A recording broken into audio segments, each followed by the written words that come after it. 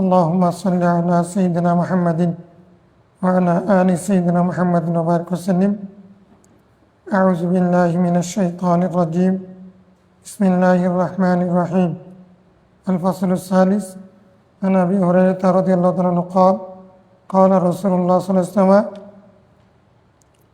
أعربوا القرآن واتبعوا غرائب وغرائبه فرائض وحدود. عن عائشة رضي الله تعالى عنها أن النبي صلى الله عليه وسلم قال: قراءة القرآن في الصلاة أفضل من قراءة القرآن في غير الصلاة، وقراءة القرآن في غير الصلاة أفضل من التسبيح والتكبير، والتسبيح أفضل من الصدقة، والصدقة أفضل من الصوم، والصوم جنة من النار. عن عثمان بن عبد الله بن أوس الثقفي عن جده قال قال رسول الله صلى الله عليه وسلم: قراءة الرجل القرآن في غير المصحف 1000 درجة، وقراءة في المصحف تضاعف على ذلك إلى 2000 درجة.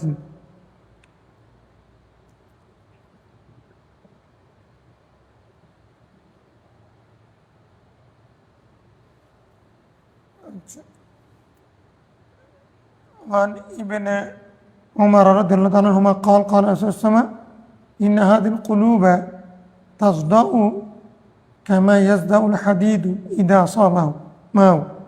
قيل: يا رسول الله وما جلاء؟ قال: كثرة ذكر الموت وتلاوة القرآن. رواه البيهقي. هذه الأحاديث أربع في شعب الإيمان. الحمد لله والصلاة والسلام على رسول الله صلى الله عليه وسلم. আসসালামু আলাইকুম ওয়া রাহমাতুল্লাহি ওয়া বারাকাতুহু। আলহামদুলিল্লাহ, আজকে আমরা পবিত্র কোরআনের ফজিলত পর্বে মিশকাত শরীফের 2167 নম্বর হাদিস থেকে পড়ব। তৃতীয় পরিচ্ছেদের এই হাদিস 67 নাকি 65 নম্বর হাদিস থেকে পড়ব। তৃতীয় পরিচ্ছেদের এই প্রথম চারটা হাদিস ইমাম বাইহাকির সহাবুল ইমান থেকে আনা হয়েছে, এই জন্য আমি একসাথে এগুলো পড়ে ফেলেছি। তো এখানে কোরআন শরীফের ফজিলতের কথা বলা হয়েছে। প্রথম হাদিস সাইয়েদনা আবু হুরায়রা রাদিয়াল্লাহু তাআলা আনহু থেকে, তিনি বলেন, রাসূলুল্লাহ সাল্লাল্লাহু আলাইহি ওয়াসাল্লাম ইরশাদ করেছেন, তোমরা কোরআন শরীফকে স্পষ্ট করে পড়ো। আরিবুল কোরআন, কোরআন শরীফকে স্পষ্ট করে পড়ো। ফাসাহাত, পরিষ্কারভাবে পড়ো। যে অস্পষ্ট করে কোরআন শরীফ পড়াটা বোঝা যাবে না, তারপরে হচ্ছে হারাকাত বোঝা যাবে না, এরাব কোনটা জবজের স্পষ্ট হবে না, এরকম করে পড়িও না, বরং কীরকম করে আরিবু, স্পষ্ট করে পড়ো। তাইলে এটা একটা অর্থ হতে পারে। আরেকটা অর্থ হতে পারে আরিবুল কোরআন মানে তোমরা কোরআন শরীফকে স্পষ্ট করো। তো কোরআন শরীফকে স্পষ্ট করো মানে সাধারণত কোরআন শরীফ আমরা পড়ছি, আমরা তিলাওয়াত, এখানে আল্লাহ কি বলেছেন সেটা তো আমরা সবাই জানি না। আবার মানে আরবি ভাষা বুঝতে হচ্ছে সবাই কোরআন শরীফ বুঝবে এরকম কোনো কথা নেই। আরবি যারা কথা বলে সবাই কি কোরআন শরীফের তাফসীর বুঝে না? শান ও নুজুল, তারপরে আসরাত, আহকাম, এখানে মুরাদ কি, এটা নাসিখ না মানসুখ, এগুলি কি জানে নাকি? তাহলে আরিবুল কোরআন মানে তোমরা কোরআন শরীফকে স্পষ্ট মানে কোরআন শরীফের অর্থ, আহকাম, বিধিবিধান এগুলো পরিষ্কার করে বলে। তাহলে দুই অর্থ হতে পারে। তাহলে মুখের ভিতরে করে কোরআন শরীফ পড়া, এরাব ঠিক না করে পড়া, দ্রুত পড়ার কারণে বোঝা না যাওয়া, এগুলোর বিপক্ষে এই হাদিস। এরাব হারবুন, আরবুন, আইন রবা মাদ্দাটার অর্থ হচ্ছে জুহুরুন, বায়ানুন, ফাসাহাতুন। আরব আজম মানে আরবরা নিজেদের নাম রক্ষণ করেছে, তারা বেশি মানে তাদের মধ্যে বাগ্মিতা ছিল, তারা নিজের ভাব বেশি প্রকাশ করতে পারতো, এই জন্য আরবদেরকে আরব বলে। আর তার বিপরীতে যারা, তাদেরকে তারা আজমি বলে।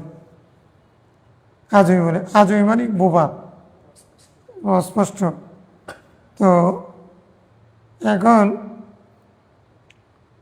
তো এখন ওরা মানে পরিবেশের মধ্যে শব্দটা, আজমি শব্দটা ব্যবহার করে না, মানে যারা আরবি ভাষায় কথা বলে তাদেরকে বেকারি না তেকিনা বিহা, নন নেটিভকে বলে বেকারি না তেকিনা বিহা।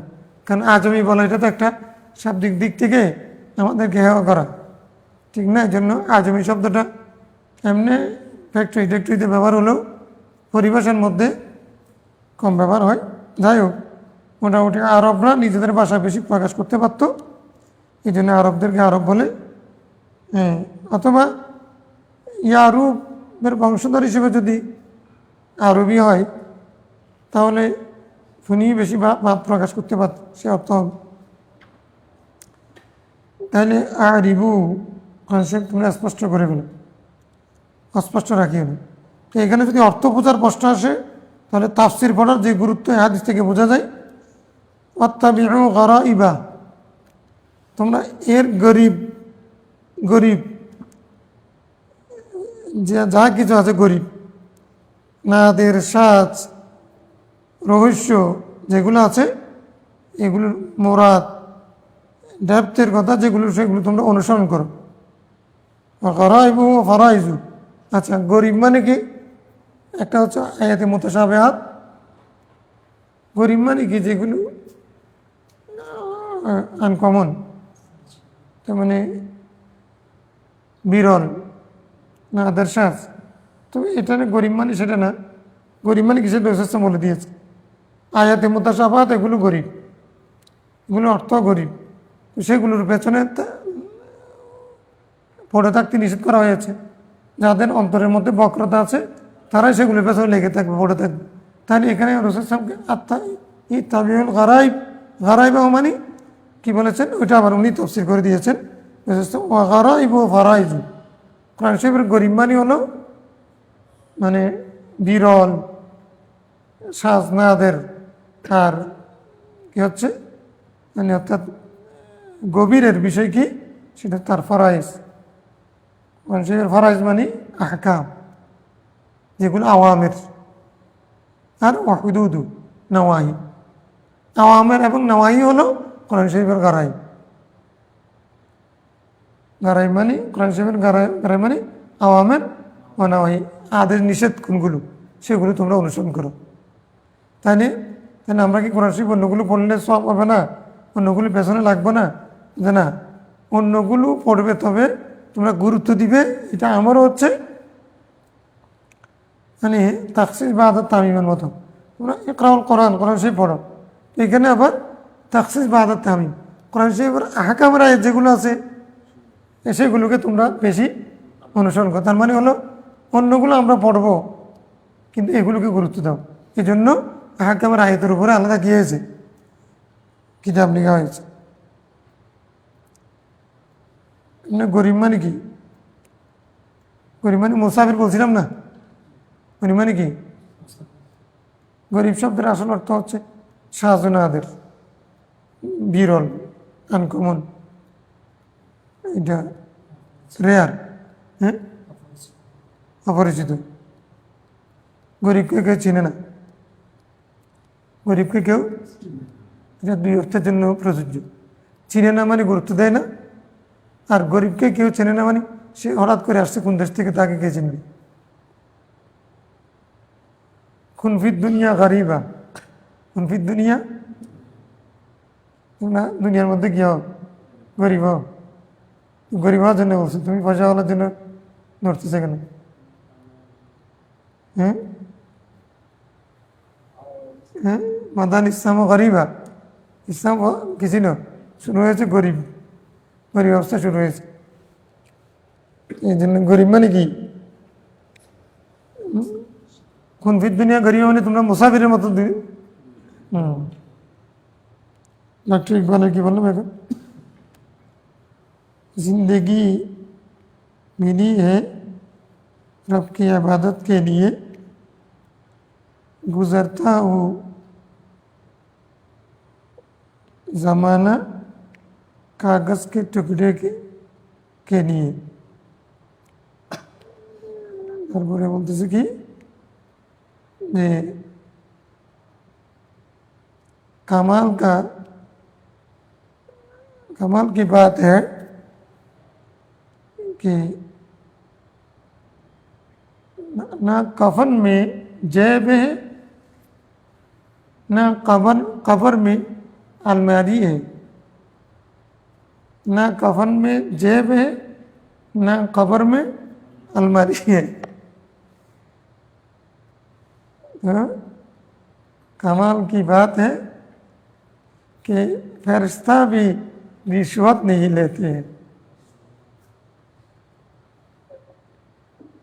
আল্লাহ তাআলা আমাদেরকে জিন্দেগি দিয়েছেন ইবাদতের জন্য, আমরা কাগজের পাতার পেছনে জিন্দেগি কাটাচ্ছি, সময় ব্যয় করে ফেলতেছি। কাগজের পাতা মানে কি? নোট আর কি, টাকার পেছনে সময় কাটিয়ে ফেলতেছি। তো কফন মে না জেব হ্যাঁ, জিন্দেগি যখন শেষ হয়ে যাবে তখন কাফন ভরাবে না, তো কাফনের মধ্যে 5 কাপড়ের মধ্যে আমরা ওই দিন প্রশিক্ষণ দিছি না, তোমরা তো কেউ যাও না, তোমরা সব প্রশিক্ষিত, তুমি যাও না কেন? আমাকে বলতে তোমার ডেট শেষ হয়ে গেলে কেমন? আমিও পারি না সুপারিশ করি, আমাদের বহুল করা। আমার একজন সুপারিশ করছে, তো আমি একজন মানুষ শুধু আমার কাছে পাইছে, আমি করছি, আমার বোন করতে পারে নাই, এই জন্য স্যার আপনি যদি বলেন আমার বোন করতে চাচ্ছে করে, তখন আমি বহুলকে আমি সুপারিশটা পাঠাই না। স্যার এখানে আমরা 35 জায়গার মধ্যে 45 জন নিয়ে গেছি, আমরা এখানে বসাতে পারবো না, হবে না। আমি বলতে আচ্ছা ঠিক আছে, দেখ সামনে খেয়াল রাখি আর কি, এগুলো অনেক গুরুত্বপূর্ণ। সারাদিন ব্যাপী ওদের একটা সার্টিফিকেটও পাবে, অনেক কিছু শিখার আছে। ইউনিভার্সিটির টিচার পর্যন্ত চলে আসছে, প্রফেসর সারাদিন বসে চিনে চলে। যাই হোক, কাফনের ওই দিন আমরা কাফন কীভাবে ভরাই সেটা প্রতি বছর প্রশিক্ষণ দিই না। এখানে তিন কাপড় 5 কাপড়, কাফনের মধ্যে কোথাও জ্যাব নেই। জ্যাব আছে নাকি কাফনের মধ্যে? জ্যাব দেখেছ? খবরের মধ্যে আলমিরা আসেনি? খবরের মধ্যে একটা আলমিরা, টাকাগুলো রাখার জন্য আলমিরাও নেই। ডাক্তার মিয়া বলতেছে না कफन में जेब है और न कब्र में या अलमीरा है। तो ये से कमाल की बात है कि फरिश्ते रिश्वत भी नहीं लेते। फरिश्तारा घुस नहीं ना, फरिश्तारा घुसो मन करना करा নাকি আসবে যে ওদেরকে ঘুষো, আলমিরা নিয়ে টাকা নিয়ে গেল, কেউ আমাকে টাকা দিয়ে আসলো, ওরা তো টাকা নিবে না। এখন তার মানে কি? তাহলে ইবাদত, ঈমান ও আমল এটা হচ্ছে কবরের প্রস্তুতি, এখানে এর বাইরে আর কোনো কিছু নাই। চিন্তা করো। আচ্ছা যাক, আয়েশা সিদ্দিকার হাদিস হচ্ছে কোরআন শরীফ নামাজের মধ্যে তেলাওয়াত করা এটা নামাজের বাইরে তেলাওয়াত করার চেয়ে আফজল। কিয়ামুল লাইলের উদ্দেশ্য কি? দীর্ঘক্ষণ কোরআন শরীফ পড়া। তাহলে নামাজের ভিতরে কোরআন শরীফ পড়াটা কিছু বাইরে পড়ার চেয়ে উত্তম। আর কিরাআতুল কোরআন বিগাইরি সালাতি আফদালু মিনাত তাসবিহ ওয়াত তাকবীর, সুবহানাল্লাহ, আল্লাহু আকবার, এই ধরনের তাসবিহ জিকির আজকার করার চেয়ে কোরআন শরীফ তেলাওয়াত এটা আফজালুল জিকির, আফজালুল জিকির তিলাওয়াতুল কোরআন। আচ্ছা, আবার ওয়াত তাসবিহ এবং আফদালু মিনাস সাদাকা, সুবহানাল্লাহ সুবহানাল্লাহ আলহামদুলিল্লাহ জিকির করা, এগুলো সাদাকার চেয়ে উত্তম। আচ্ছা এটা পরীক্ষা করবো। সদকা করা আফজালু মিনাস সাওম, নফল ইবাদত চেয়ে সদকা করা এটা উত্তম। নফল রোজার চেয়ে সদকা উত্তম। ওয়াসসাওমু জুন্নাতুম মিনান নার, আর রোজা হলো জাহান্নাম থেকে বাঁচার জন্য ডাল শুরু। রাসূল সাল্লাল্লাহু আলাইহি ওয়াসাল্লাম এখানে কম্পেয়ার করেছেন, আফদল আফদল শব্দ বলেই তফজিলের শিখে ব্যবহার করেছেন। কম্পেয়ার মানে প্রথমটা আমাদের বুঝে আসছে পরিষ্কার, কোরআন শরীফ তিলাওয়াত হয়তো নামাজে হবে, নামাজের বাইরে হবে। তো নামাজের মধ্যে তিলাওয়াত এটা বাইরে তিলাওয়াতের চেয়ে উত্তম, পরিষ্কার। ওখান থেকে আফজল ইবাদতে তিলাওয়াত করবে, মানে কিয়ামুল লাইল আকরাউ মা তায়াসসারা মিনাল কোরআন কুমিল লাইলি ইল্লা কলিলা নিসফাহু ইনকুস মিনহু কলিলা, এগুলো হচ্ছে ওয়ারাতিল কুরআন তারতিলা, সূরা মুজাম্মিল, পুরা সূরা দ্বারা প্রমাণিত। কোরআন শরীফের নামাজের মধ্যে পড়া এটা উত্তম। আচ্ছা, এখন আমি নামাজের বাইরে কোরআন শরীফ তেলাওয়াত করা এটা উত্তম নাকি সুবহানাল্লাহ আলহামদুলিল্লাহ আল্লাহু আকবার তাসবিহ করা উত্তম? কোরআন শরীফ তেলাওয়াত করা এটা উত্তম। আচ্ছা, আবার আবার বলতেছেন তসবিহ করা এটা সাদাকার চেয়ে উত্তম। তসবিহটা নফল দানের চেয়ে তসবিহ পড়া এটা উত্তম। এখানে একটু ব্যাখ্যার অবকাশ আছে, কেননা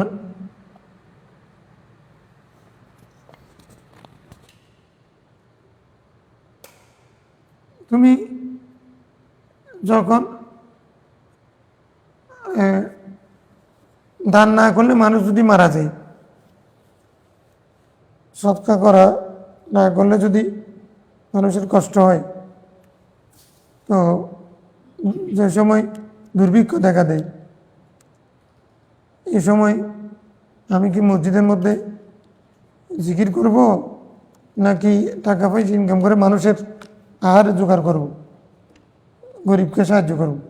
ওই অবস্থার প্রেক্ষিতে কখনো জিকির আজকার উত্তম, কখনো নাসাদ গান উত্তম। এটা অবস্থার প্রেক্ষিতে হবে। অসদকাত আফদালু মিনাল সওম, সৎকা করা এটা আবার নফল রোজার চেয়ে উত্তম।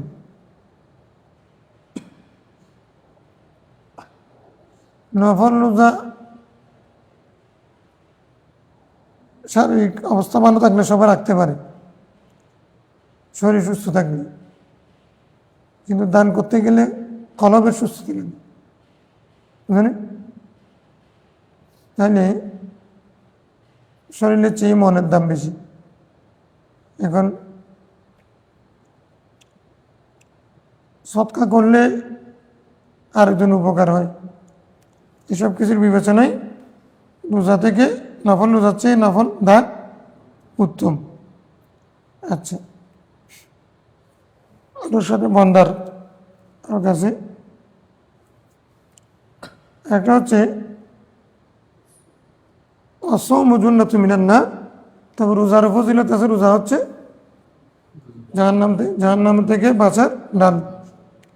তার মানে হলো প্রত্যেকটার গুরুত্ব আছে। এগুলো যেগুলো বলেছেন সবগুলোর কি আছে, কোনটার চেয়ে কোনটা উত্তম সে কথাটা বলেছেন। অর্থাৎ এগুলো সবগুলো ইমানদারের আমল। কোনটা? কোরআন শরীফ তেলাওয়াত করবে নামাজের মধ্যে, কোরআন শরীফ তেলাওয়াত করবে নামাজের বাইরে, কোরআন শরীফ মানে তারপরে এছাড়া তসবিহ তাহলিল করবে, দান করবে, নফল রোজা রাখবে। এগুলো হলো সবগুলো আমল। কোনটা কোন সময় উত্তম সেটা অবস্থার প্রেক্ষিতে এখানে বোঝানো হয়েছে। সবগুলোর গুরুত্ব আছে।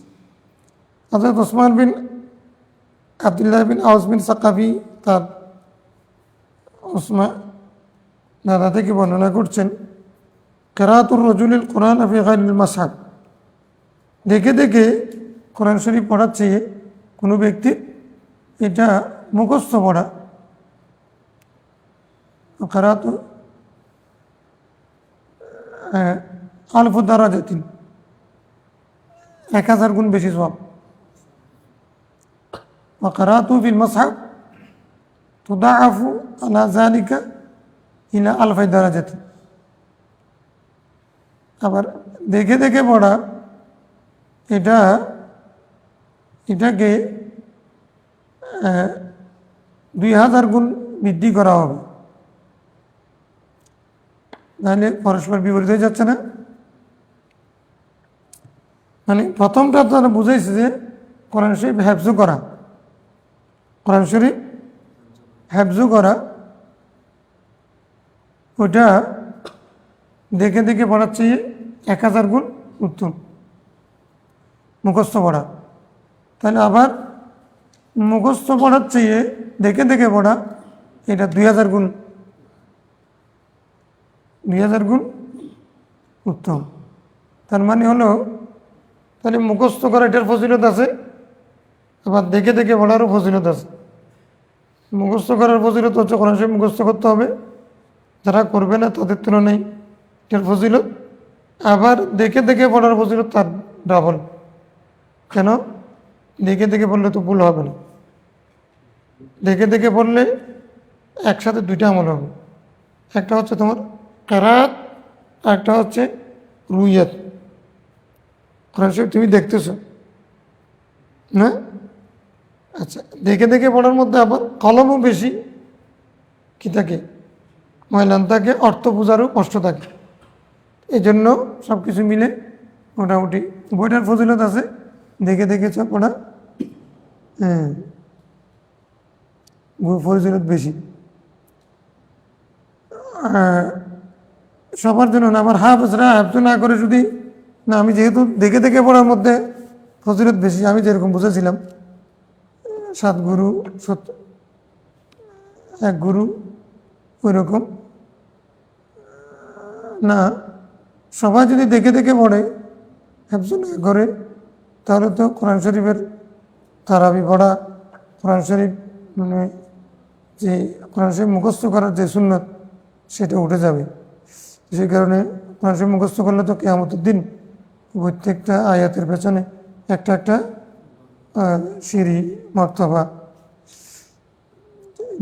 মোটামুটি উভয় ধরনের ফজিলতের কথা বলা হয়েছে। যাই ওয়ান ইবিন ওমর, ও এটা বেশি প্রযোজ্য হেফজখানার শিক্ষকদের জন্য। হেফজখানার শিক্ষকরা সেই উজু না রেখে কষ্ট হবে, কারণে শীতকালে তো আরও কষ্ট, হুজুর উঠবেন না, শুয়ে থাকবেন, ছেলেদেরকে তুলে দিয়েছেন ভোররাত্রিতে, ওরা সবক দিয়ে যাবে, হুজুর শুয়ে আছেন, তো শোয়ার মধ্যে ঘুমাইছেন নাকি নাকি সবক শুনছেন, এই সবক নিয়ে আসা, সবক নিয়ে আসছে, হুজুর সবক হুজুর পড়া শুরু করছে, হুজুর ঘুম। ভোররাত্রিতে আমি তো অনেক কষ্ট করে অ্যাবজর্ভ করছি, এখন এই বয়সে কী জন্য কষ্ট করবো, আমি কী জন্য উঠবো, কিন্তু হুজুর হয়ে গেছি। তো এইরকম আছে। আর কিছু আছে পড়ো, তো শুনতেছেন আওয়াজের ভিতরে, এখন অনেক দিকে মুখস্থ শুনলে অনেক দিকে খেয়াল চলে যায়, আর ওনারাও তো ভুল থাকতে পারে। এই জন্য যত বড় ভালো হাফেজ হোক, শিক্ষক ওরা সব দেখে দেখে শুনবে, তাহলে নিজের ভুল থাকলে সেটাও শুধরে যাবে, সেদিকে মন বেশি থাকবে, ছাত্র উপযুক্ত তৈরি হবে। ভালো হাফেজ হলেও ওরা সব দেখে দেখে ধরতে হবে, এবং যারা দেখে দেখে ধরবে তাদের হাফেজ ভালো তৈরি হবে। আর যারা ওরকম উজুকে ভয় পায়, কোরআন শরীফ দেখে দেখে তাকে কষ্ট মনে করে, তারা হাফেজ শুনতে পারবে না। আমরা যে এরকম অলস সবর আমার এলামের মধ্যে ছিল। ইবন ওমর রাদিয়াল্লাহু আনহু قال إن هذه القلوب تزدى,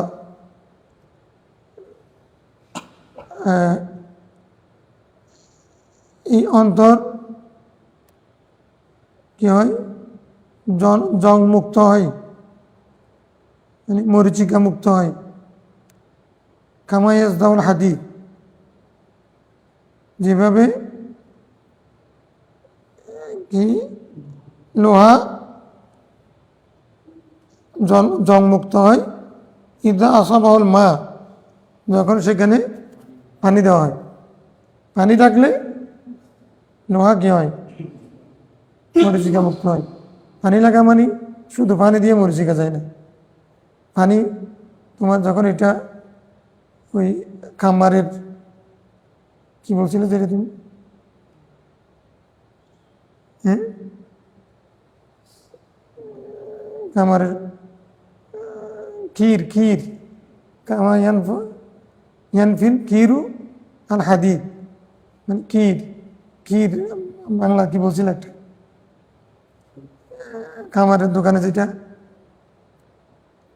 আমি বারবার ভুলে যাই,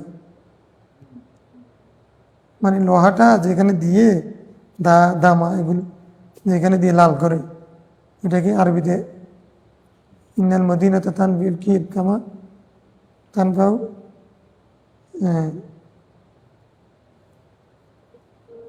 আল কির আল হাদিদ, কি একটা বুঝলে তো। আচ্ছা, কি বলছে, যদি ইদা আসাবাউল মা, পানি পৌঁছতে হবে না, পানির সাথে আগুন, অর্থাৎ যখন আগুন জ্বালায় তো লোহা আগুনে দেওয়ার সময় শুধু আগুনে দেয় নাকি পানি সহ দেয়? পানি আগে পানিতে দিয়ে তারপরে আগুনে দেয়, অর্থাৎ আগে আগুনে দেয় তারপরে পানিতে দেয়, এরকম করে লোহা পরিষ্কার করে না, মরিচিকা মুক্ত করে না, এটা পানির কথা বলছে, মানে আগে ওইটা কিরের মধ্যে যা গরম করবে। কিনা রসুল আমার জিলা উহা। আচ্ছা, তুমি এই কলব যে মানে কি হয় মরিচিকা পড়ে, এই অন্তর যে মরিচিকা যুক্ত হয়, তাজদা মানে মরিচিকা যুক্ত হওয়া, মরিচিকা পড়া, কলমের মধ্যে কি হয় মরিচিকা যুক্ত হয়। তো মরিচিকা যুক্ত হলে যেভাবে লোহার মধ্যে মরিচিকা যুক্ত হয়, লেগে যায়, তো ইদা, আচ্ছা না, আমারটা ব্যাখ্যা বলেছি, অর্থ বলেছি এই জন্য, এটার অর্থ হচ্ছে মানে মানুষের অন্তর মরিচিকা যুক্ত হয়, অন্তরে মরিচিকা পড়ে, যেভাবে পানি লাগলে লোহা লোহায় মরিচিকা পড়ে, তাহলে লোহাকে পানি থেকে দূরে রাখতে হবে, লোহাতে পানি রাখলে ওটাকে কী পড়ে মরিচিকা পড়ে। তো এখন তো কিলা ইয়া রাসূলুল্লাহ আমার জিলাউহা, ইয়া রাসূলুল্লাহ সেটা মানে তাজদাও মানে বলতে তাওয়াসাহু, মানে উসুখ মানে ময়লাযুক্ত হওয়া, মরিচিকা পড়ে। তো আমার জিলাউহা ইয়া রাসূলুল্লাহ সেটা কীভাবে আমরা দূর করব? জিলাউন মানে দূরীভূত করা, পরিষ্কার করা, জিলাওয়াতান মানে কি দেশ থেকে দেশান্তর করে দেওয়া, দেশ থেকে বের করে দেওয়া। রসুল উত্তরদিন কলা কাসরাতু যিকরিল মওত, বেশি বেশি মৃত্যুর কথা স্মরণ করা, ও কাসরাতু তিলাওয়াতিল কোরআন, আর কোরআন শরীফ তিলাওয়াত করা, মওতের কথা স্মরণ করা, কোরআন শরীফ তিলাওয়াত করা, এই দুইটা আমলের মাধ্যমে ওই মানুষের যার অন্তরে মরিচিকা পড়েছে সেটা কি হয়ে যাবে, মানে পানি লাগলে যেমন কলব মরিচিকা পড়ে কলবে মানুষের অন্তরে, এই লোহাতে গুনাহ হলো মানুষের পানি নিয়ে, গুনার কারণে মানুষের অন্তরে কি পড়ে মরিচিকা পড়ে। তো এটা পরিষ্কার করবে কেমনে? বেশি বেশি মওতের কথা স্মরণ করো, বেশি বেশি কোরআন শরীফ, তাহলে মরিচিকা দূর হয়ে যাবে।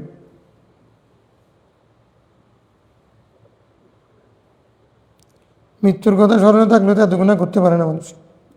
আমরা তো এমনি যখন ওয়াজ করতেছি, মৃত্যুর কথা বয়ান করতেছি, তখন আমার সামনে আছে দুনিয়া, অর্থাৎ আমি তখন চিন্তা করতেছি আমি কিভাবে এটা সুন্দর করে বলে মানে মানুষকে কাঁদাতে পারবো। তো এটা কি দুনিয়া নাকি আখরাত? আমি ওয়াজ করতেছি মৃত্যুর, হ্যাঁ, কিন্তু তখন আমার মাথায় কাজ করতেছে আমি এখন মৃত্যুর ওয়াজ করবো যে কি জন্য? মানুষকে কাঁদাবার জন্য। কাঁদাতে পারলে তারপরে আমার মাহফিল বেড়ে যাবে। এখন এটা মানে রাজনীতির মধ্যে পলিটিক্স ঢুকার মতো। এখন আখরাতের উপরে সব কথা, আখরাতের কথা, কিন্তু আসলে হলো কি দুনিয়া। তা আমরা মৌতের কথা কেউ চিন্তা করলে, যারা চিন্তা করেছে তারা তো এগুলো এত চাকচিক্য, এত কিছু, এত খাওয়া দাওয়া এগুলো করে নাই, এত আমাদের মতো ঘর বাড়ি সুন্দর করা, তারপরে এত কিছু করে নাই। ওরা মৌতের কথা স্মরণ ছিল। নূহ আলাইহিস সালাম 950 বছর পর্যন্ত ঘর বাঁধে নেই, কারণ ঘর বেঁধে লাভ কী হবে? আমি তো মরে যাব। তো এখন মরবো, কিছুক্ষণ পরে মরবো নাকি কালকে মরে যাবো? তো একদিনে যদি কিছুক্ষণ পরে মরে যায়, কিছুক্ষণ জন্য গর্ভ লাভ, 2 ঘন্টা পরে মরলে 2 ঘন্টার জন্য গর্ভ লাভ, আর যদি 5 ঘন্টার পরে মরে যায় তাহলে 5 ঘন্টার জন্য গর্ভ লাভ। আচ্ছা, যদি 12 ঘন্টা পরেও মরে যায় লাভ কি? আল্লাহ কালকে যদি মরে যেতেন একদিনের জন্য করবেন, এরকম চিন্তা করতে করতে 950 বছর পর্যন্ত আল্লাহ বলেছে তুমি যেহেতু মানে ঘর বাঁধতেছ না, তোমার আমি সহজে সহজে মৃত্যু দেব না। তোমার পিতাকে 1000 বছর দিয়েছিলাম, তোমার আমি অন্ততপক্ষে 50 বছর কমাই দিয়ে 950। হ্যাঁ, আজকে বাঁধব কালকে বাঁধব, না বাঁধিল ঘর সে বাঁচিল 950 বছর। হ্যাঁ, আমাদের মতো আমরা মৌতের কথা মৌতের কথা স্মরণ করি, কোনো না চিন্তায় কথার মৌত। এটা জানাজার নামাজের মধ্যে বক্তব্য রাখতে দিলে এটা বলি, এটা হলো আমরা মৌতের কথা স্মরণ করি। হ্যাঁ, মৌতের কথা এমন স্মরণ করি যে জানাজার পড়তে গেছি না, সেখানে আমার ইমামতি ঠিক আছে কিনা, আমার জানাজার নামাজে আমার খাতার ঠিক আছে কিনা, আমার অবস্থান, আমি কোন কাতারে দাঁড়াতে পারলাম। এরা তো আমি পেছনে দাঁড়ায় গেলে আমাকে ওরা সম্মান করলো না। তারপর হচ্ছে সেখানে গিয়ে আবার দুজনে আলোচনা করতেছে, কেউ করতেছে মাসালা নিজে যেটা জানে না সেটার বর্ণনা, কেউ বলতেছে আরেকজনকে বকা, এই সোজা করো, এই করো, জুতা করো, মানে এগুলো। আর কেউ সেখানেও রাজনীতি দাফন করা পর্যন্ত থাকলে সেখানেও রাজনীতি বাদ নেই। ওইগুলো মানে দল পার্টি, ও গিয়েছে এগুলো মানে এটা কেন করলো, ওই যেগুলো গীবত, হ্যাঁ চলে না জানাজার নামাজে। আচ্ছা, এই যে দাফন করতে এখন কতক্ষণ সময় লাগে, এখন তো কমার্শিয়াল, কিন্তু দাফন করতে করতে যতক্ষণ বসে আছে ততক্ষণ মুখ এটা বন্ধ হয় না, চলতেছে। আচ্ছা, ওইটা তো চলতেছে, মোবাইল কি বন্ধ হচ্ছে? আচ্ছা, মোবাইলের মধ্যে জরুরি একটা কল আসছে সেজন্য, তো সে এখন কি দাফন করা পর্যন্ত জানাজা গেলে ফেসবুক এগুলো বন্ধ রাখে? তো ফেসবুক ওখানে কি দেখতেছে, মানে এরম চর্চা করতেছে গবেষণা। তাইলে আমরা মৌতকে এরকম ভয় করি আর কি, মৌতকে আমরা সবাই ভয় করি। তো মৌতের স্মরণ আমরা খুব বেশি করি, তবে এইভাবেই তুমি নামাজ পড়ো না কেন? আমি তো আল্লাহকে ভয় করি, তো আমি মসজিদে যাই, ভয়ে আমি দূরে থাকি। আমরা এরকম মৌতকে ভয় করি, এই জন্য আমরা রেগুলার গুনাহ করি। যার অন্তরের মধ্যে মৌতের কথা থাকবে জাগরুক, আল্লাহ আমি যদি মরে যাই তাহলে আমার তো গুনাহ এখনো অডেল, তাহলে আমার কি অবস্থা হবে? আল্লাহ মেরি তওবা, এরকম একটা বই আছে। তো এখন মানে আমাদের অন্তরের মধ্যে যে মরিচিকা পড়েছে এগুলো দূর করার 2টা ওষুধ আছে। একটা ওষুধ হচ্ছে বাস্তবিক পক্ষে মৃত্যুর কথা স্মরণ করে করে চলা, অন্তত পক্ষে রাত্রে যখন ঘুমাইতে যাব তখন আন্ন মনিসুল মত, আমি তো এখন শুয়ে পড়বো, ঘুম এসে যাবে, মানে অর্ধেক চলে গেলাম, উঠলাম, না উঠলে তো গেলাম। এই জন্য আমরা দোয়া পড়ি কি, আল্লাহুম্মা বিসমিকা আমুতু, জীবন মৃত্যুর কথা স্মরণ করে তো আমরা কি করি, ঘুমাই না। তার মানে ওখানে মৃত্যুর কথা কেন আসছে? আর নমু নিসুন,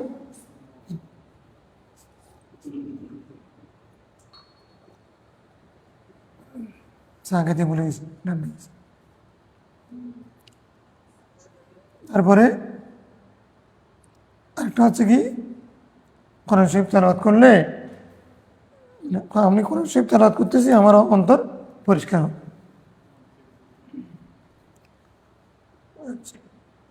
নওয়াল বাইহাকি 4টা হাদিস ইমাম বাইহাকি সোহাবুল ইমানে উল্লেখ করেছেন। ওয়ান আইফা মিন আব্দুল কালাই কলা, কালাই এটা কবিলার নাম আর কি। কলা রজুল ইয়া রাসূলুল্লাহ, এক সাহাবী রাসূল সাল্লাল্লাহু আলাইহি ওয়াসাল্লামকে বললেন, আইয়ু সূরাতিল কুরআনি আযম, কোরআন শরীফের কোন সূরা বেশি উত্তম?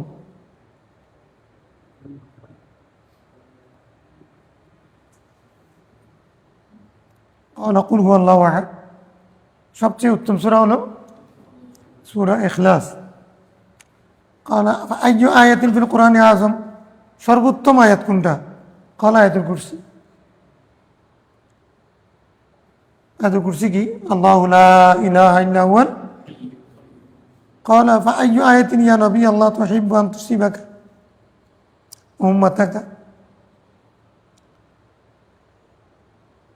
কোন আয়াতের ফজিলত আপনি এবং আপনার উম্মত বেশি পাবেন এটা আশা করেন, পছন্দ করেন?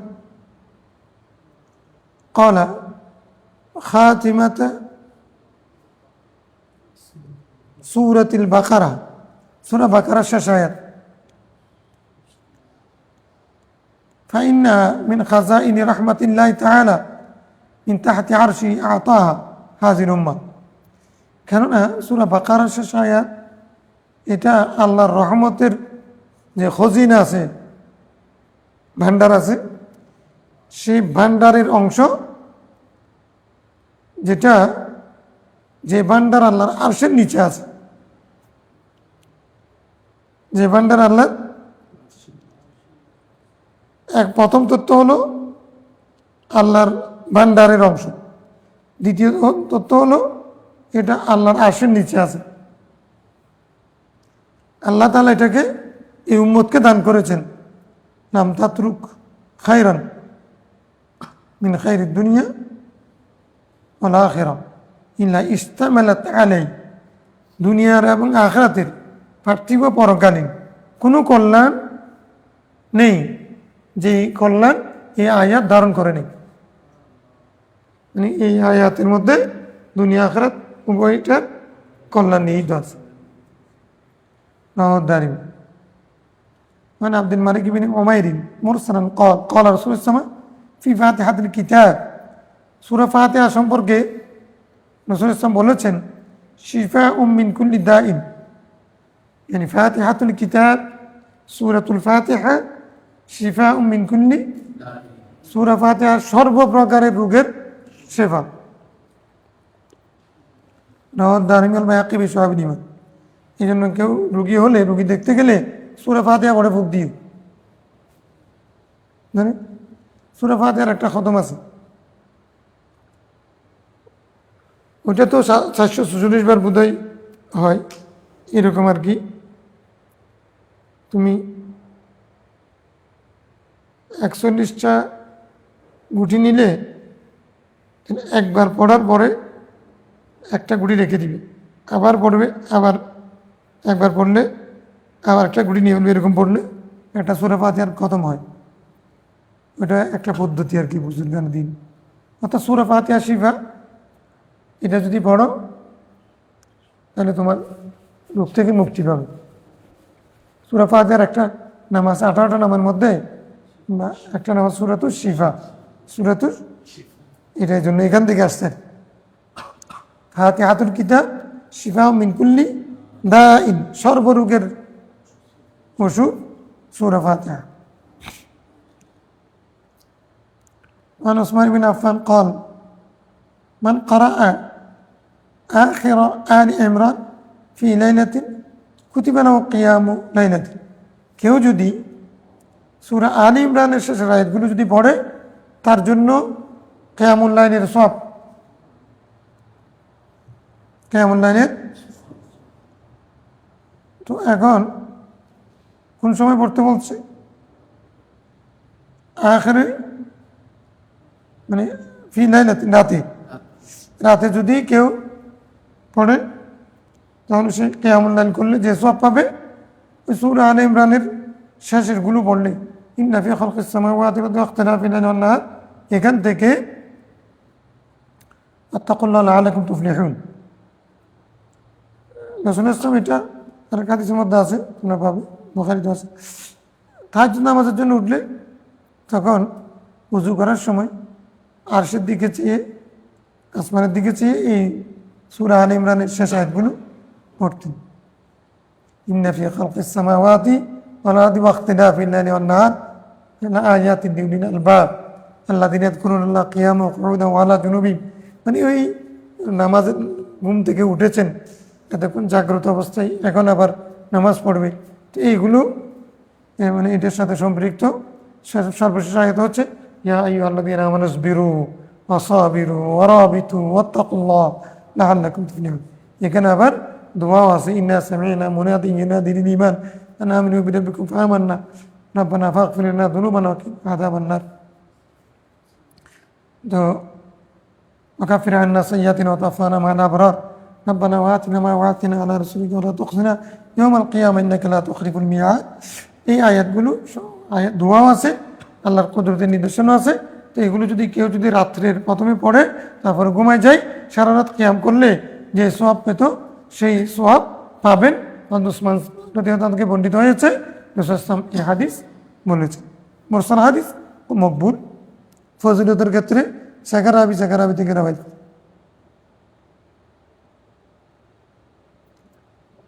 আব্দুল মালিক বিন ওমায়ের যিনি, উনি সাকারাবি, উনি ছিলেন, তাবি ছিলেন এবং উনি কুফার কাজী ছিলেন। তো শেখা না হলে কাজী হতে পারে না, শেখা। মান উসমান বিন আফফান ক্বালা মান ক্বারা, আচ্ছা এটা তো মান মাকহুল,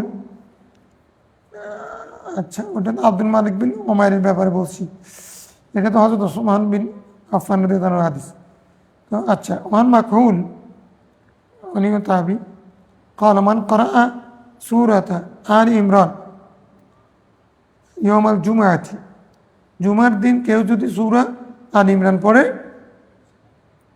কি বলছেন, সাল্লাত আলাইহিল মালাইকাতু ইলাল লাইল, রাত পর্যন্ত ফেরেশতারা তার জন্য দোয়া করতে থাকবে, তার গুনাহ মাফ চাইবে।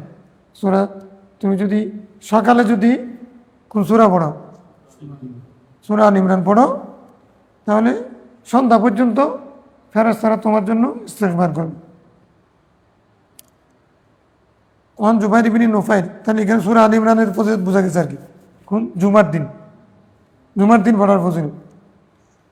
ওয়ান জুবাইর ইবনে নুফাইল আন্না রাসূলুল্লাহ সাল্লাল্লাহু আলাইহি ওয়াসাল্লাম ক্বাল ইন্নাল্লাহা খাতামা সূরাতুল বাকারা বিআয়াতাইনি উতিতুহুমা মিন কানজিহি আল্লাতী তাহতাল আরশ। আল্লাহ তাআলা সূরা বাকারা শেষ করেছেন এমন দুই আয়াত দিয়ে, যে দুই আয়াত আমাকে দেওয়া হয়েছে আরশের নিচে যেই ভান্ডার আছে সেই ভান্ডার থেকে। ফাতাআল্লামুহুন্না, তোমরা সেগুলো মানুষকে শিখাও। ওয়াআল্লিমুহুন্না, তোমরা সেগুলো শিখো মানুষকে। নিসা আকুম, তোমাদের স্ত্রীদেরকে, মহিলাদেরকে সেগুলো শিখাও। ফাইন্না সলাতু, কেননা সেগুলো সলাত, সেগুলো কি মানে রহমত। বা কুরবান, এগুলো হচ্ছে নৈকট্য লাভের মাধ্যম। বা দোয়া, এগুলো হচ্ছে দোয়া। ওখানে দোয়া আছে, কোরবানও আছে, সালাত আছে। সালাত, কোরবান আর দোয়া সব একসাথে আছে। কোথায়? আমানা রাসূল থেকে কাফিরিন পর্যন্ত, রাসূলুন আলাল কওমিন, রাসূলুন আলাল কওমিন কাফিরিন পর্যন্ত এখানে পড়লে সব আছে, দোয়া আছে, সালাতও আছে, কুরবাতও আছে। এগুলো পড়লে রহমত পাওয়া যাবে, আল্লাহর নৈকট্য লাভ করা যাবে। আর এগুলো এখানে মাধ্যমে দোয়া হবে যে রব্বানা লা তুআখিযনা ইন নাসিনা ওয়া আখতানা রব্বানা ওয়া লা তাহমিল আলাইনা ইসরান কামা হামালতাহু আলাল্লাযিনা মিন ক্বাবলিনা রব্বানা ওয়া লা তুহাম্মিলনা মা লা তাকাতা লানা বিহি ওয়া'ফু আন্না ওয়াগফির লানা ওয়ারহামনা আনতা মাওলানা ফানসুরনা আলাল কওমিল কাফিরিন। এগুলো দোয়া।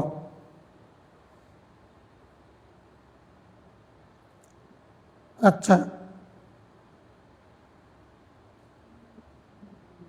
মান কাব আন্না রাসূলুল্লাহ সাল্লাল্লাহু আলাইহি ওয়াসাল্লাম قال ইকরাউ সূরাতা হুদ, রাসূল সাল্লাল্লাহু বলছেন তোমরা সূরা হুদ পড়ো। কোন দিন? ইয়াউমাল জুমআ, জুমার দিন। জুমার দিন সূরা হুদ পড়ার জন্য বলেছেন। ওয়ান আবি সাঈদ আন্না নবী সাল্লাল্লাহু আলাইহি ওয়াসাল্লাম قال মান ক্বারাআ সূরাতুল কাহফ ফি ইয়াউমিল জুমআ আদাআ লাহু নূরু মা বাইনাল জুমআতাইন, কেউ যদি সূরা জুমার দিন সূরা কাহফ পড়ে তাহলে আগামী জুমা পর্যন্ত তার জন্য এই সূরা নূর হয়ে থাকবে, আলোকবর্তিকা হবে দুই জুমার মাঝখানে, যা তাকে পথ দেখাবে, তার জন্য তার শারীরিক ঔজ্জ্বল্য বাড়াবে, তার জন্য হেদায়েতের কারণ হবে এবং তার জন্য রিজিকের ব্যবস্থা হবে। সবগুলো ফজিলত এখানে আছে। তাইলে এক এক হাদিসের মধ্যে এক একটা আসছে, তো আমরা এটা এইভাবে ধরে নিই, আমরা প্রত্যেকটার বরকত নিতে চাই। রেগুলার যারা কোরআন শরীফ খতম করে তাহলে অন্তত পক্ষে কোরআন শরীফ খতম করতে পারবে কয়দিনে? সর্বনিম্ন সময় কয়দিন?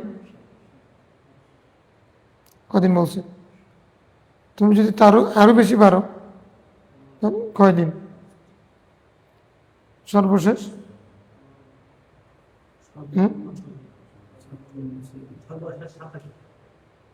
কয়দিন? 27 দিন। সর্বনিম্ন 6 দিন। কি ওই হাদিসে একটা সাহাবী বলছেন না, ইয়া রাসূলুল্লাহ আমি তো যদি আরো বেশি পারি, রাসূল ইসলাম কি বলছেন? তুমি 6 দিন বলছেন না, মনে আছে? তাহলে এখন আমরা তো এরকম কোরআন শরীফ তেলাওয়াত করতে পারি না। তো এখন এক এক জুমার দিন এক একটা সূরা, আমরা এই যেগুলো সূরা বলছেন ওই সব সূরা জুমার দিন পড়ব, তাহলে বরকত পাবো। যদি না পারি এক জুমাতে এক একটা পড়ব, তাহলে সব সূরার ফজিলত জুমার দিনের আমলটা হয়ে গেল। وعن خالد بن معدان قال اقرأوا المنجية وهي ألف لام ميم تنزيل সূরা আলিফ লাম সিজদা পড়ো, এটা মুনজিয়া। মুনজিয়া পড়ো, মুনজিয়া। আলিফ লাম সিজদা এক নাম কি? মুনজিয়া, নাজাত দাতা, মুক্তিদাতা সূরা। ফাইন্নাহু বালাগানি, কারণ আমার কাছে এই সংবাদ আছে যে, এই তথ্য আছে, আন্না রাজুলান কানা ইয়াকরাউহা মা ইয়াকরাউ শাইআন গায়রাহা, এক ব্যক্তি সূরা আলিফ লাম সিজদা পড়তো আর কোনো সূরা পড়তো না। তো ওয়াকানা কাসীরাল খাতায়া, কিন্তু লোকটা বেশি গুনার কাজ করত, অথবা সে পড়ার সময় ভুল করত। ফানাশারাত জানাহাহা আলাই, তো তখন এই ব্যক্তির জন্য এই সূরার ডানা শাখা খুলে গেছে। ক্বালাত ইয়া রাব্বি ইগফির লাহু, এই সূরা বলছে যে আল্লাহ তুমি তাকে মাফ করে দাও। ফাইন্নাহু কানা ইকসিরু কিরাআতি, কেননা সে আমাকে বেশি পড়তো। ফাশাফাআহু রাব্বু তাআলা ফিহি, আল্লাহ তাআলা এই সূরার শাফাআত তার পক্ষে কবুল করবেন। ক্বালা, এবং আরও বলছেন উকতুবু লাহু বিকুল্লি খাতিয়াতিন হাসানাতান, যে তুমি আল্লাহ তাআলা আরও বলবেন কি, যে তোমরা তার প্রত্যেকটা গুনার বিনিময়ে গুনাকে তোমরা হাসানা, সওয়াবে, পুণ্যে পরিণত করে ফেলো। ওয়ারফাউ লাহু দারাজাতান, তার দরজা বুলন্দ করে দাও। তাইলে শুধু গুনাহ মাফ না, গুনাহগুলোকে সওয়াবে পরিণত করবে। আবার সওয়াবে পরিণত করেও শেষ না, তার দরজাও বুলন্দ করে দাও। আর সাল্লাল্লাহু আলাইহি সাল্লাতান সাল্লাল্লাহু আলাইহি ওয়াসাল্লাম মাররাত, তারপরে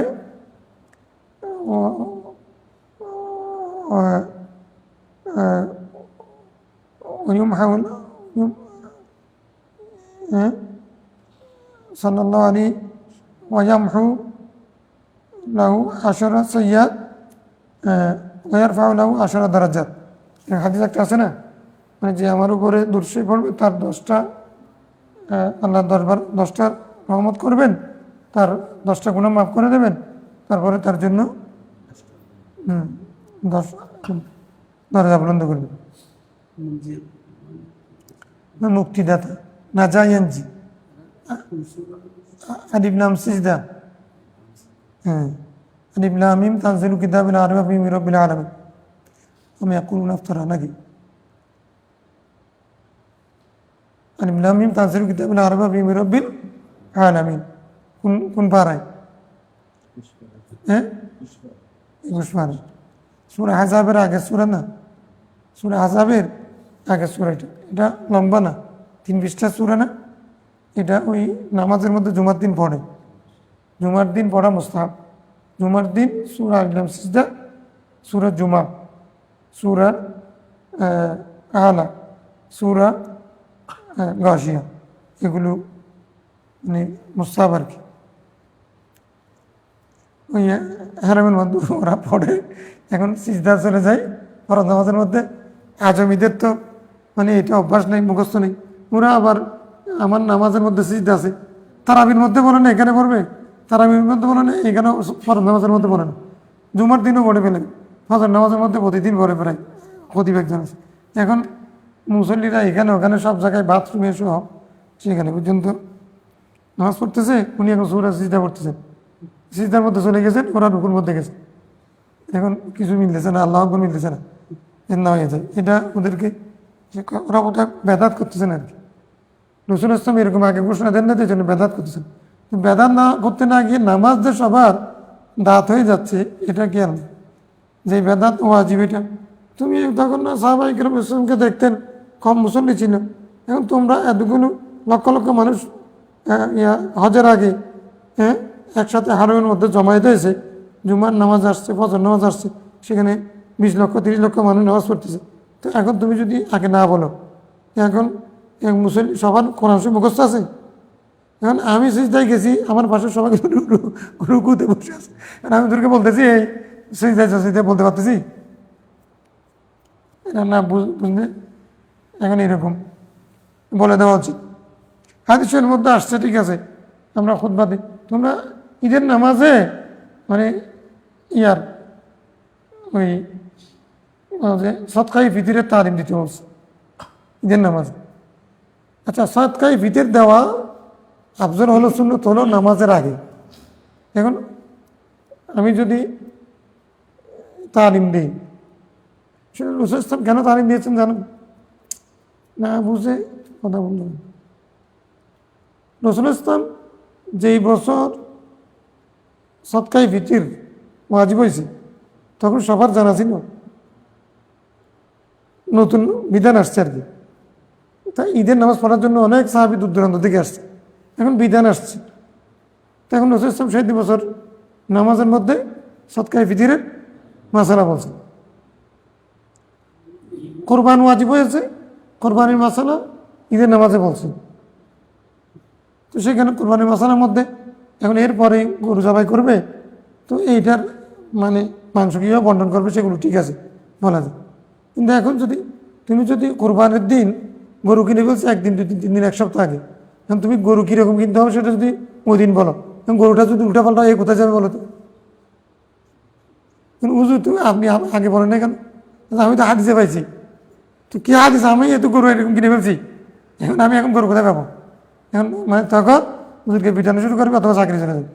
এখন উনি হাদিসের অবস্থা রসুল ইসলাম তখন কেন বলেছেন এটা না বুঝে উত্তম হলো, এর জন্য ফকিরা বলছেন আগের জুমাতে 2 জুমা আগে মাসালাগুলো বলে দিবে। ঈদের আগের জুমাতে তুমি ঈদের নামাজ, ঈদের দিন সকালবেলা ফজরের নামাজ মহল্লার মসজিদে নামাজ পড়া, তারপর ঈদের মাঠে আসার সময় এক পথে আসা, যাওয়ার সময় অন্য পথে যাওয়া, আসার সময় তকবির বলে বলে আসা, তো এগুলো তুমি ঈদের নামাজ যখন বলবে, হুজুর আমি তো ভোরে আসি নাই, আপনি আগে বলেন না কেন আমাকে? তাহলে এটা রসুল ইসলাম করেছেন, ঠিক আছে, কেন করেছেন কিন্তু তোমাকে বুঝতে হবে। রসুল ইসলাম করেছেন প্রথম বছর, তো পরবর্তী সাহাবায়ে কেরাম কোন সময় করেছেন? তো এটা সুন্নাহ কোনটা প্রতিষ্ঠিত হয়েছে সেটা না জানে তুই শুধু আমি সহি হাদিস পাইছি, তো সহি হাদিস বেশি বললে এরকম উল্টাপাল্টা সহি হাদিস বললে মানুষের মার খাবে, চাকরি চলে যাবে। সব সহি না।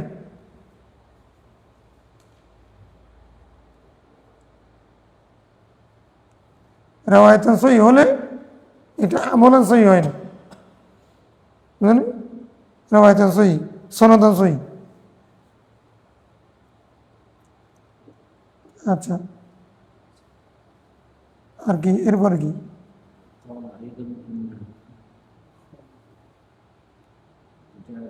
হাদিস আরো আছে, হ্যাঁ, আর বাউলা দারাজা ইন্না তুজাদিলু আন সাহিবিহা ফিল কবর। আচ্ছা, এই সূরা মুনজিয়া যেটা আলিফ লাম সিজদা, এটা হারামের ইমামরা পড়ে যায়, জাননি বেশি পড়ে আর কি। আচ্ছা, এটা কবরের মধ্যে তোমার পক্ষে বার্গেনিং করবে, তাকুলু কি বলবে? আল্লাহুম্মা ইন কুনতু মিন কিতাবিকা ফাশাফি'নি ফি, আল্লাহ আমি যদি তোমার কিতাবের অংশ হয়ে থাকি, এই বান্দার হককে আমার সুপারিশ কবুল করো। ওয়াইন্নাম এখন মিন কিতাবিকা ফামহুনি আনহু, আমি যদি তোমার কিতাবের অংশ না হই, আমাকে ওই কিতাব থেকে লৌহ মাহফুজের মধ্যে যে কিতাব আছে সেটা তুমি কি মুছে দাও। সেই সূরা তো আর দুনিয়ার মধ্যে যেটা আছে সেটা মুছে দেওয়ার জন্য বলবে না, লৌহ মাহফুজের মধ্যে যে কিতাব আছে সেখান থেকে আমাকে মুছে দাও। মানে আল্লাহর সাথে বার্গেনিং করতেছে কীরকম আবদার আর কি এগুলো। ওয়াইন্না বান্দাদের মধ্যে কিয়ামতের দিন অনেকে বলবে ওয়াইন্না তাকুনু কাত্তাইর, এটা পাখির মতো সুর উদ্ধারণ করবে, তা জাহালু জানাহা আলাই, সেটা তার জন্য ডানা মেলে দিবে। ওই আগের হাদিসের ব্যাখ্যা এখানে আছে, ডানা মেলে দিবে। ফাতা শাউলাহু, তার জন্য সুপারিশ করবে। ফাতাম নাহু মিন আযাবিল কবর, এরকম বলে এই ফেরেশতারা সাবধান, কোথায় যাচ্ছ, ওকে কি করতেছো, না কবর আযাব দিতে পারবে না, এরকম করে তার জন্য ডানা মেলে দিবে। ওয়াকালা ফি তাবারাকা মিসলাহু, একই রকম ফজিলত তাবারাকাল্লাযী বিয়াদিল মুলকু সূরা মুলুকের ব্যাপারেও বলেছেন। ওয়াকানা খালিদুন, আমরা আগে পড়েছি তো সূরা মুলুকও কবর আযাব থেকে মুক্তির মুনজিয়া, সূরা মুনজিয়া, আলিফ লাম সিজদা মুনজিয়া, সূরা মুলুকও মুনজিয়া।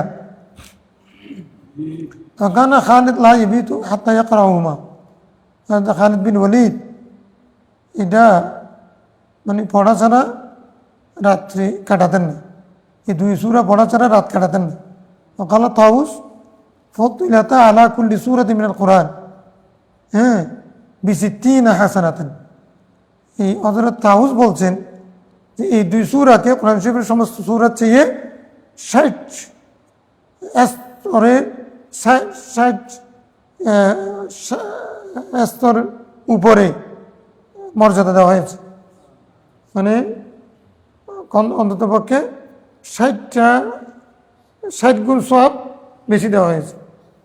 এই দুই সূরার ফজিলত সওয়াব 60 গুণ, অন্য সূরার তুলনায় 60 গুণ বেশি, তাই না? রাওয়াত দারিমি, এটা তো বুখারী রাওয়াত করে নেই ফজিলতের হাদিস, এই জন্য মুসলিম রাওয়াত করে নেই, নাসাই করে নেই, শুধু দারিমি সিয়াসতের মধ্যেও নেই, কিন্তু ফজিলতের হাদিস এগুলো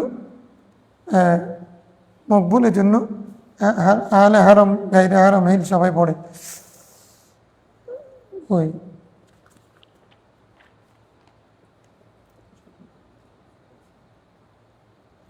বাপ দূরে আছে না,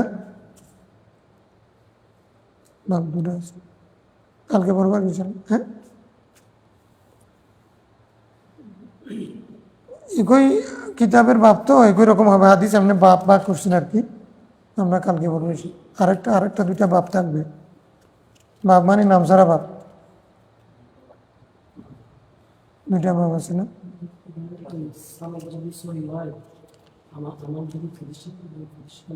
হ্যাঁ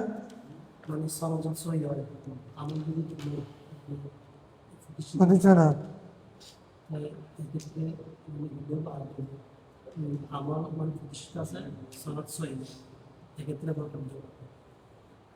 না একটা কথা হচ্ছে যেটার আমল প্রতিষ্ঠিত ওটার পক্ষে হাদিস থাকবে, যেটার আমল প্রতিষ্ঠিত নয় সেটা হাদিস আছে কিন্তু আমল প্রতিষ্ঠিত না, দুটোটার পক্ষে মানে হয়তো কোরআন শরীফের আয়াত থাকবে অথবা হাদিস শরীফ থাকবে।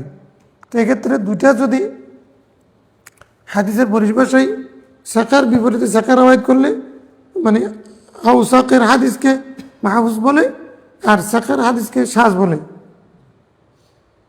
হ্যাঁ মা রাওয়াহুল আউসাক মানে খিলাফ আস-সিকা ফাহুয়া মাহফুজ।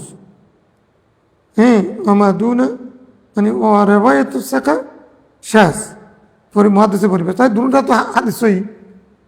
তাহলে এক্ষেত্রে হাদিসের পরিভাষাটি। এখন আমলের ক্ষেত্রে দেখা যাচ্ছে কি একটা হাদিস সনদে সহিহ, এটার উপরে আমল জারি নেই, এটা সনাতন হাদিস সহিহ, এটা হয়তো মনসুখ হয়েছে অথবা মতরুক হয়েছে অথবা এটা পরবর্তীতে সাহাবায়ে কেরাম এটার উপরে আমল করেননি, সনদ সহিহ। যেমন এতটুকু পর্যন্ত মানে রাত দেখাইয়ে নামাজ পড়ার হাদিস আছে বুখারীতে, এটা কি আমল প্রতিষ্ঠিত নাকি না?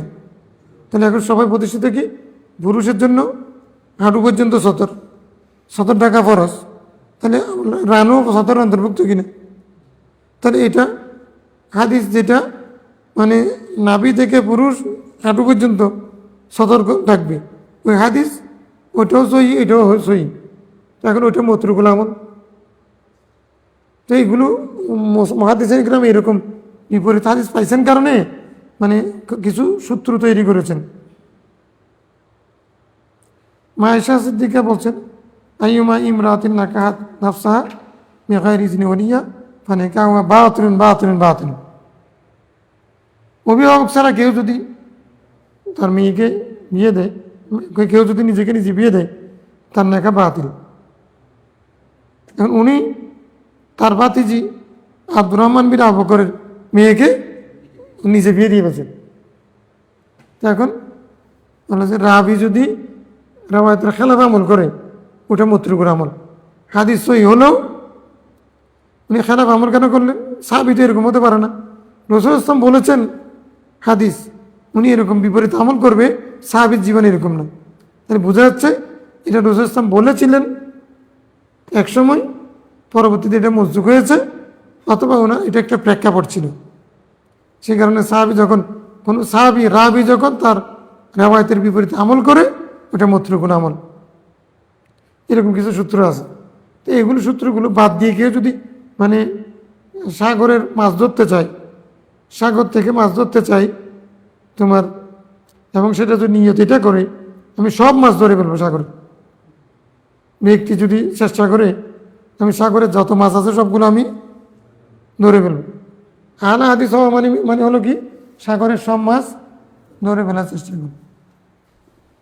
এটা কঠিন আর কি। উনি যদি মরা আলেম হন, আবার মুহাদ্দিস ও মুফাসসির ও স্বাধীনতার ঘোষক টুষক সব যদি একসাথে হয়, তাহলে সম্ভব মনে হতে পারে। মানুষের জন্য মানে আলেমরা কেন হাজির খোরাক হবে, উল্টা পাল্টা কথা বলে এখন মানে ফেসবুক এসছে মানুষের সামনে। আস্তাগফিরুল্লাহ।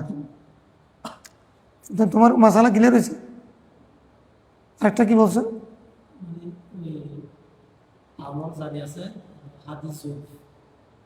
হাদিস জয়ীফ, এটা মুআয়্যাদ হবে আর কি। অর্থাৎ যে হাদিস, কোনো হাদিস যদি জয়ীফ হয়, সেটার উপরে যে আমল যদি চালু থাকে, ওইটা মানে আমলটা তাকে তাইদ করে। যদি এর বিপরীত যদি সহি হাদিস না থাকে, মানে যদি সহি না হয়, জয়ীফ হাদিস পাওয়া গেছে, আমলও চালু আছে, তখন ওই জয়ীফ হাদিস এটা আমলের কারণে শক্তিশালী হয়ে যাবে। কোনো ফকি রাওয়ায়াত করেছেন, শক্তিশালী হয়ে যাবে। জানি ফকি যদি হাদিস রাওয়ায়াত করে, তখন ওই জয়ীফ হাদিস তখন ওইটা কি হয়ে যাবে? শক্তিশালী হয়ে যাবে। বিপরীত যদি হাদিস না থাকে, অনেক সময় মুহাদ্দিসিন ইকরাম মানে এটা উসুলের মধ্যে আছে, তো এটার কারণে হানিফির উপরে ইলজাম দিছে, কে আছে সহি, কে হাদিসের সহির উপরে তরজি দিয়েছে, হ্যাঁ কে আছে সহি। এটাও ইমাম হানিফা নিজে করেন নাই, সাহাবা ইকরাম এরকম একজন আরেকজনকে মারতেছে সহি হাদিস বলার কারণে, তো উনি এটা সমাধান দিয়েছেন আর কি। ইমাম আজম তো আমাদের উপরে রহম করেছেন, এই উম্মতের জন্য রহমতুল আলামিন সাল্লাল্লাহু আলাইহি ওয়াসাল্লামের উম্মতের জন্য ইমাম হানিফা কি রহমত, মারামারি দূর করেছেন উনি, দুজনের ঝগড়া দূর করেছেন। সাহাবা ইকরামের ঈদকে শান হবে না, সাহাবা ইকরাম একজনের সাথে একজনের দেখা হয় নাই, একজনকে গভর্নর বানায় দিয়েছে, ওখানে রাসূল ইসলাম এখানে ছিলেন, তখন উনি আগের হাদিস যেটা শুনেছেন সেটা বর্ণনা করতেছেন, পরে হাদিস শুনেন নাই, এখন উনি একটা সেটা ওয়াজ করতেছেন, উনি বলছে তুমি কি বলতেছো এটা, এখন দুজনের মধ্যে ঝগড়া হয়ে গেছে। এখন এই ঝগড়ার মধ্যে এখন দুজন এটা সমাধান না করে সমাধানমূলক কোনো কথা আমরা পাই নাই, তখন ইমাম আবু হানিফা সাহাবীদেরকে দেখতেছেন এই মশালাটা এখনো মানে অমীমাংসিত থেকে গেছে, উনি বলেছে দুটোটাতে মীমাংসা করা দরকার। হ্যাঁ, এখন কী করবো? যে আল্লাহ কোরআন শরীফের মধ্যে বলেছেন যে মুতাওয়াফা না জওজুহা, যার স্বামী মারা গেছে, ওই যদি হামেলা হয়, কেমন? স্বামী মারা গেলে একজন স্ত্রী কয়দিন ইদ্যুৎ পালন করবে? 4 মাস। আল্লাযীনা ইয়াতাওয়াফাউনা মিনকুম আজওয়াজুন ইয়াতারাব্বাসনা বিআনফুসিহিন্না আরবাআতা আশহুর। যার স্বামী মারা গেছে সে 4 মাস। স্বামী মারা না গেলে আমরা যদি তালাক প্রাপ্ত হয় 3 মাস, মানে সালাসা করু আর কি। এখন যদি বলে যে একটা মেয়ে আর কি হবে, কেউ যদি হামেলা হয়, কেউ যদি এবং হামেলাকে যদি তালাক দেয়, সে কতদিন ইদ্যুৎ পালন করবে? মজা হামল পর্যন্ত। তাহলে সেটা একদিনও হতে পারে, 1 ঘন্টা হতে পারে, 1 মাসও হতে পারে, অথবা সেটা 8 মাস 9 মাসও, যেদিন গর্ভে আসছে সেদিন তালাক দিছে, বাচ্চা অজাহামল হওয়া পর্যন্ত 8-9 মাস পর্যন্ত হতে পারে। এখন প্রশ্ন আসছে, ঝামেলা হয়েছে যে মানে মুতাওয়াফান আযওজুহাও আবার এটা হামলাও, মানে স্বামী মারা গেছে, স্ত্রী হামেলা, তো এখন ইদ্যুৎ কোনটা হবে? 4 মাস নির্দিষ্ট করে দিয়েছে মুতাওয়াফান আযওজুহা হিসেবে, স্বামী মারা গেছে সেই হিসেবে।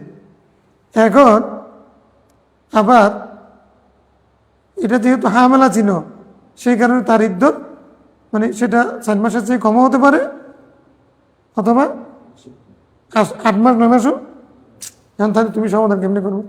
এখন সাহাবায়ে কেরামের মধ্যে এটা মৌলা আলী সহ এখানে মানে এটা নিয়ে একটা মানে এটা যেহেতু একটা প্রশ্ন, এ কোনটা করবে, এটা নিয়ে একটা ঝামেলা বা অমীমাংসিত একটা বিষয় থেকে গেছে। এইরকম অনেকগুলো বিষয় আছে। মুআমালাতের ক্ষেত্রে তো আরও বেশি।